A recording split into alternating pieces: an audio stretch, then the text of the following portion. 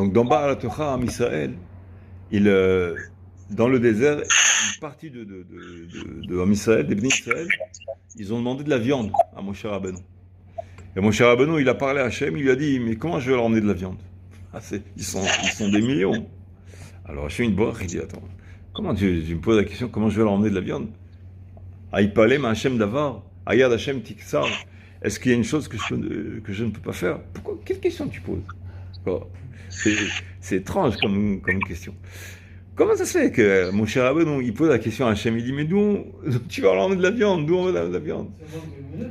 Hachem Baruch, il nous a sorti tous les matins la manne, et les nuées de gloire, et les nissim, et la mer rouge, sans arrêt, et des nissim sans arrêt. Et tu demandes comment je vais emmener de la viande? Qu'est-ce que c'est cette question? D'accord?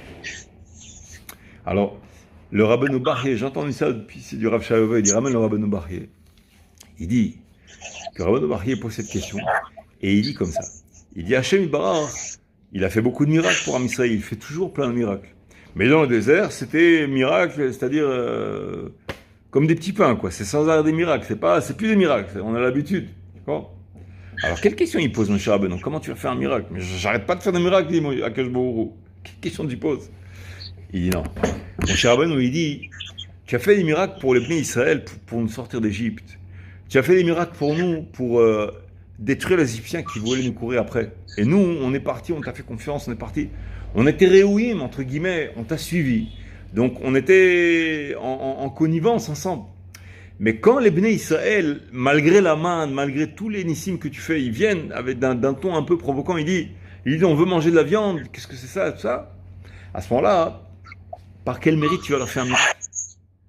Des gens qui exigent, qui sont trop exigeants, qui sont insatisfaits, tu vas leur promouvoir de la viande.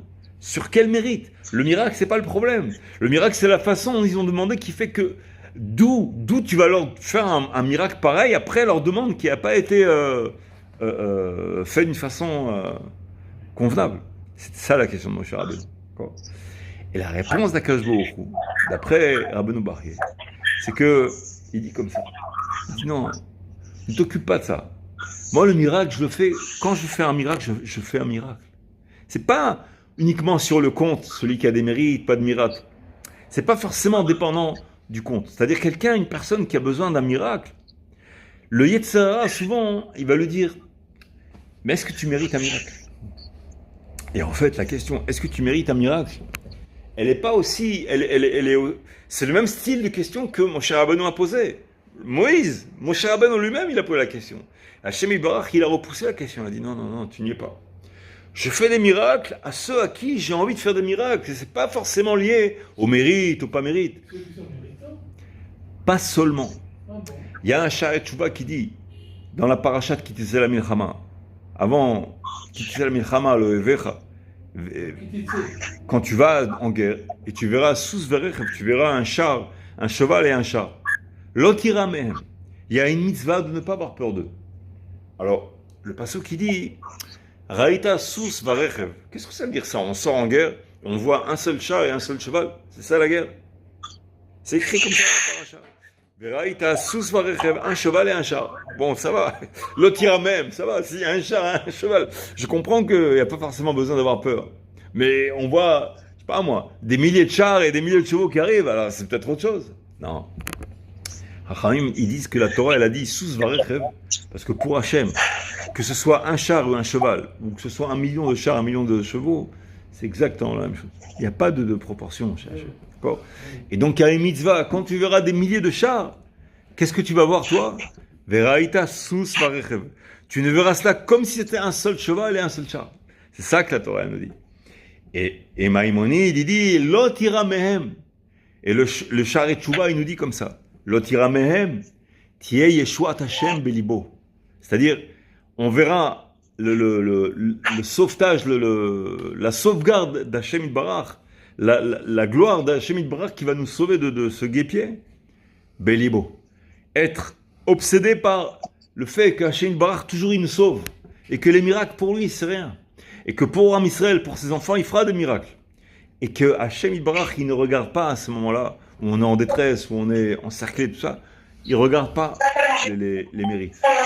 Et ce qu'ils disent souvent, c'est que Chachamim, ils disent que qui c'est qui dit ça? C'est le Rav Moshe Vali. Le Rav Moshe Vali. Il explique, il dit, l'un des rôles essentiels du Yetzer Hara, c'est de nous faire croire que le monde, il est géré d'une façon naturelle ou avec des comptes. Quoi. Alors qu'en réalité, Hachem Barach, lui, non. Il n'y a pas de compte. Effectivement, l'un des critères chez lui, parfois, c'est les mérites. C'est l'un des critères. Effectivement, celui qui a un mérite, il y a plus de chances qu'Hachem il fasse des miracles. Mais ce n'est pas forcément ça.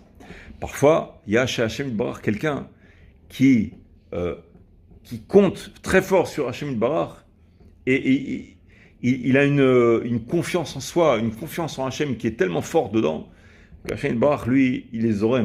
Il le sauvera même d'un guêpier où il n'a absolument aucune chance. Donc, le Sha'arei Teshuvah, il dit Lo tira mehem tiet shuat Hashem belibo. Il faut remplir son cœur de la Yeshuat Hashem. D'accord? Ne pas faire le compte. Et c'était ça le contre-argument d'Hachem à Moshe Rabbeinu qui lui dit non, tu n'y es pas. Et effectivement, il a donné beaucoup de viande. Mais ce n'est pas un problème de mérite ou pas mérite. La façon dont ils se sont après approchés de la viande et qu'ils ont voulu beaucoup de viande, c'est notre histoire. Mais le problème de savoir comment demander à Hachem, même quand c'est quelque chose de dur, c'est pas du tout... Je me rappelle, j'avais un ami à l'époque où on était jeunes encore. Lui, il venait de se marier. Et il devait acheter un appartement.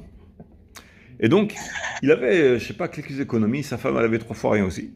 Et avec leurs quelques économies bidons, là, ils ont trouvé un appart qui valait à l'époque, il y a 30 ans, peut-être 600 000 shekels ou 800 000 shekels. À l'époque, c'était beaucoup. Il est rentré à la banque. Combien tu as, monsieur? J'ai 120 000 shekels, 140 000 shekels. Ah, bon, ok. Alors, il faut compléter avec encore 550 000 ou 500 000. Bon. Alors, elle a commencé à faire la banquière un dessin. Tu vas payer, tu veux sur 25 ans ou sur 30 ans? Sur 25 ans, 30 ans, l'un ou l'autre, tu vois. Si c'est 25 ans, alors il faudra qu'il paye chaque mois, je sais pas moi, 3 500. Ouais. Et si c'est 30 ans, alors ok, 3 200, 3 001. Chose comme ça. Il est sorti là-bas, il était angoissé comme je sais pas quoi. Il dit, je vais voir une autre banque. Il rentre dans l'autre banque, encore pire. Encore pire, le taux d'intérêt plus élevé, tu vois, pire. Et déjà, il languissait la première banque, il disait, elle était mieux, l'autre, tu vois. Après, il dit, je suis rentré à la synagogue, il dit, écoute, je vais faire une bonne fila, et on va réussir dans ta chaîne, on va tout réussir.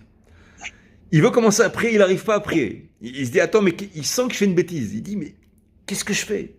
Je me rappelle le cours du Rav Israël Ougassi. Il dit, n'aie pas peur de demander à Hachem ce que tu veux. Ne dis pas, c'est pas rationnel, c'est un miracle. D'abord, demande ce que tu veux. Pas d'une façon provocante, d'une façon Maguiali, je mérite. Non, Hachem, si tu veux, tu me le donnes. Tu veux pas, tu me donnes pas. Mais si tu me demandes mon avis et que tu me demandes ce que je veux, c'est ce que je veux. Maintenant, fais ce que tu veux. C'est ce que tu penses qui est bien. Voilà, juste, je te propose d'écouter ma volonté, mais sans obligation, voilà. Mais exprimer la volonté. Il m'a dit, j'ai failli rentrer à la tefila en demandant la mashkanta, de réussir à payer la mashkanta. Je dis, mais je suis bête ou quoi?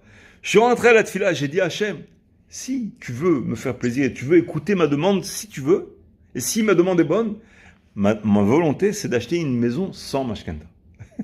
La payer comme ça. C'est ma volonté. Maintenant, je ne sais pas ce qui va se faire. Fais ce que tu veux. Fais ce qui te plaît. Il me dit, 3 semaines après, 1 mois et demi après, ils n'avaient toujours pas trouvé de maison, etc. 2-3 mois après, son père, il appelle. Il dit, alors, jusqu'à quand vous êtes en location, ça? Je dis, oui, mais papa, on essaie de se débrouiller. 2 mois après, encore. Attends, vous n'avez pas encore trouvé, etc. Attends. Il prend l'avion, le père, il arrive. À la fin, son père, il lui a donné une somme qui était presque toute la mashkanda, pas tout. Il a pris un emprunt au travail, pendant 1 an ou 2, il s'est un peu étranglé avec l'emprunt qu'il a pris à droite et à gauche, et le cadeau de son père. Il m'a dit, j'ai acheté la maison sans mashkanda. Et après, j'ai réalisé, j'ai dit, attends, tu te rappelles que j'ai failli demander une mashkanda? J'aurais demandé une mashkanda, il m'aurait donné une mashkanda. C'est-à-dire, il m'aurait donné la possibilité de rentrer, de signer, et de payer pendant 25 ans, 30 ans, la mashkanda. Il me dit, heureusement, que j'ai pas donné la mashkanta, c'est-à-dire qu'il sentait que la tefila, il a senti que cette tefila, elle avait une grande importance. C'est pour ça que c'est arrêté de prier. Il dit, qu'est-ce que je vais faire? Je vais demander la mashkanta, il va me donner une mashkanta. Je vais m'acheter un collier, tu comprends? Bon, c'est une histoire qui ramène que, qu'est-ce qu'il a demandé? Est-ce que je mérite pas? Il a dit non.